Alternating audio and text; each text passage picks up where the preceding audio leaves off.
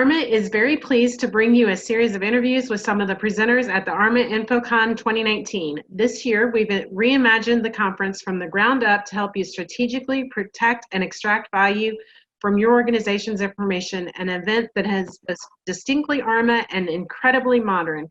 I'm Lisa Rose, the records manager from Florida Federal Petroleum Operations, and I'm one of the volunteers working with ARMA to help put this year's conference together. And I have the honor of interviewing one of the top leaders in the information profession, Jason Stearns, Director of Information Governance and America's Privacy Leader from BlackRock and President-elect of ARMA International. Jason, thank you so much for joining me today. Oh, thanks, Lisa. Thanks for having me. This profession, it keeps evolving. What skills will information governance professionals need in the 2020s and beyond?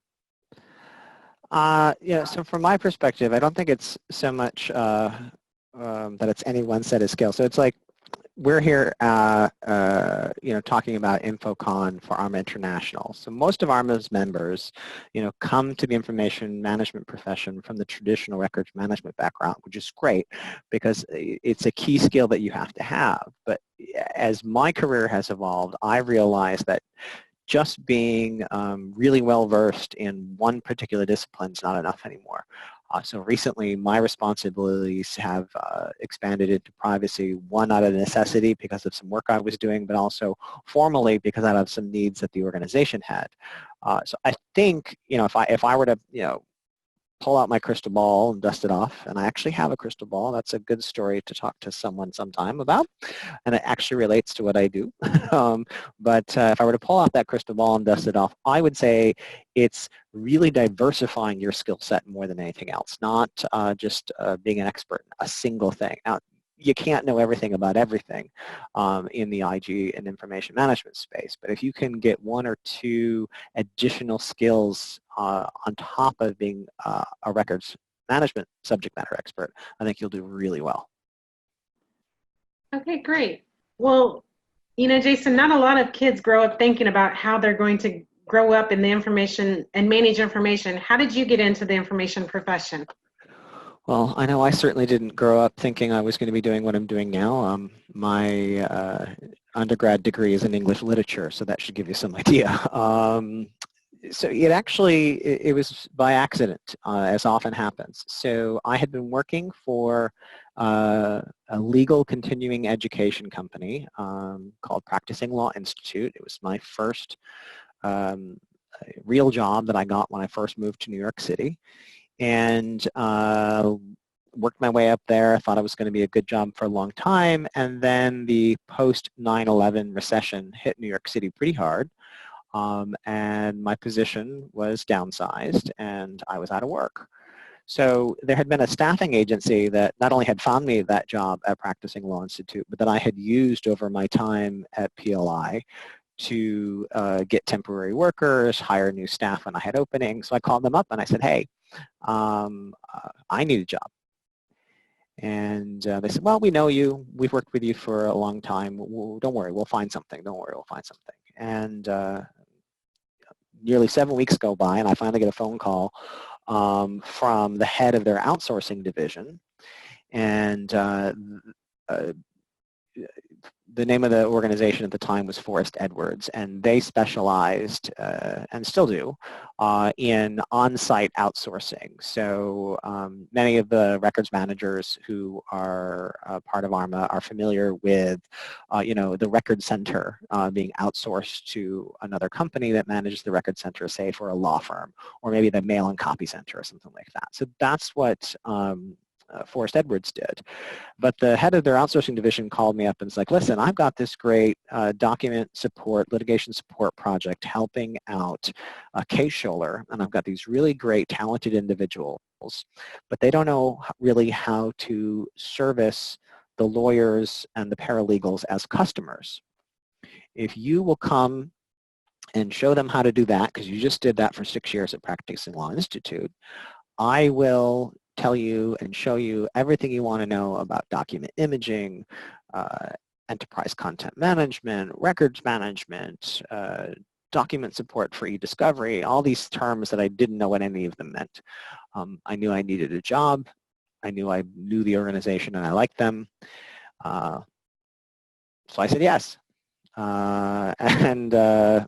Yeah, I started out and it was rough at first. Matter of fact, about 2 or 3 weeks after starting the job, I got a call back from a law firm I had interviewed with for a completely different role, nothing to do with records management or e-discovery or any of that. Turns out that that law firm was actually a client of the company I was now working for. And when I sat back down with the hiring manager, she was like, so why are you here? You got this job. We know Forrest. They're a pretty good organization to work for. Why are you here back at this interview? I said, well, I don't know that this records management thing is going to work out. And here I am some odd years later, and I'm the director of information governance for a very large financial services company, expanding my skill set out into privacy, heavily involved with ARMA International, and all those types of things. So you never know. That was a great pathway to get to the president-elect of ARMA International. Yeah, I don't think this record thing is going to work out for me, but here I am. Well, let's go back to your roots a little bit. And you talked about having your degree in literature. So if you had to recommend one book for someone to read, what would it be? All right, so you have to bear with me because the title has a not so polite word in it that I'm going to kind of self-censor, but you'll get the idea.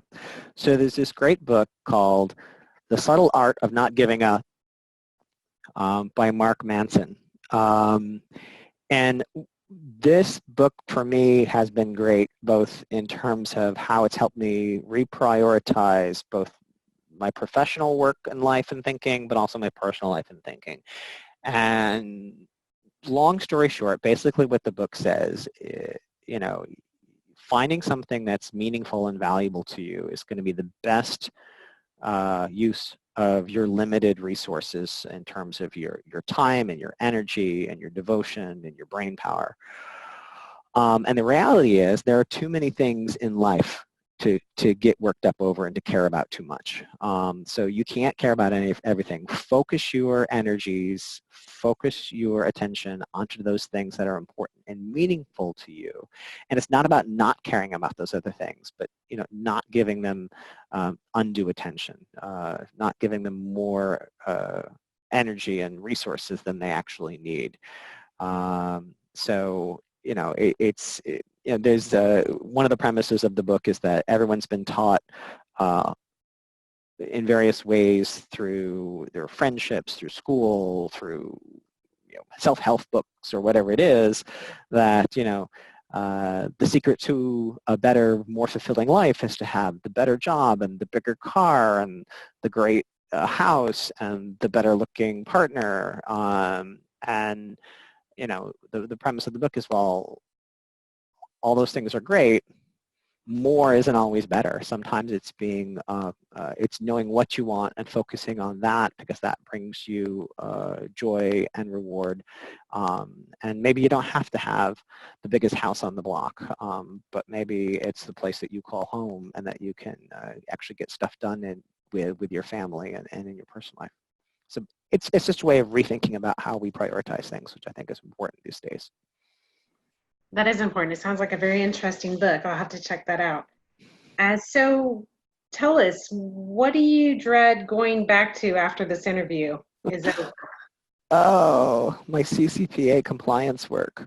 So those of you who are listening to this who maybe don't follow the wonderful world of privacy, as the America's privacy lead, I'm coordinating my organization's compliance efforts around the California Consumer Protection Act. Fortunately for us, in some ways, there's enough similarity with this particular rule coming out of California with GDPR out of Europe.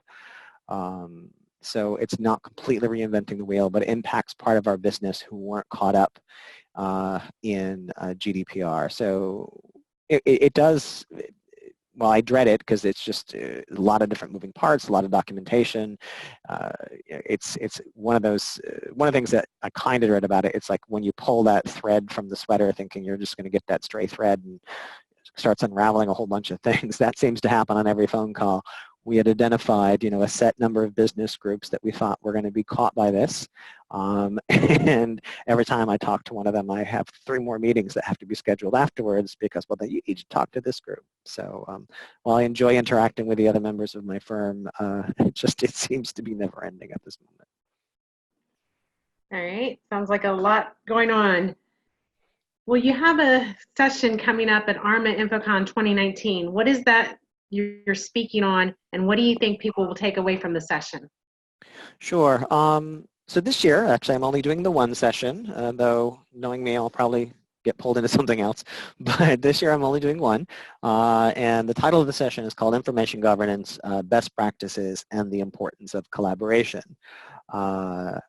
This is a session I really like because if you listen to the recording, you're going to get something different than when you see me present this live at InfoCon. And if you've seen me do this topic at other ARMA conferences across the country or even non-ARMA conferences, I've done this at a couple, it's different every time because of the people who are in the room. So I'm really looking forward to that. But the big thing I hope people take away from this is, it's great to have an information governance program framework. It's not just as simple as rebranding records management information governance because it is its own discipline. But, I think sometimes people think if they just put the right people in the room, they're done. And it really comes down to the collaboration. So, if you have a bunch of really smart, talented subject matter experts that are working in the fields that, fall under the information governance umbrella, having them sit in a conference room once a month staring across a conference table from each other doesn't get you anywhere. Getting them to interact and collaborate, and not just in that meeting, but in how they interact with one another on a regular basis, and that, when the IT department has this great new initiative, before they go all in, they remember to reach out to their key colleagues that are part of the information governance structure and make sure they're, checking all the right boxes, not creating a challenge for, the litigation team or something like that. That's really I think the differentiator and the power that information governance can bring to an organization. And that's what I hope people will take away from the session. Okay. Jason, thank you so much for taking time to share with our attendees. Thanks again for having me. President-elect of ARMA International, Jason Stearns, is the Director of Information Governance and America's Privacy Lead. He is presenting as part of ARMA InfoCon 2019. Learn more or register at https://www.arma.org/infocon. Thank you very much.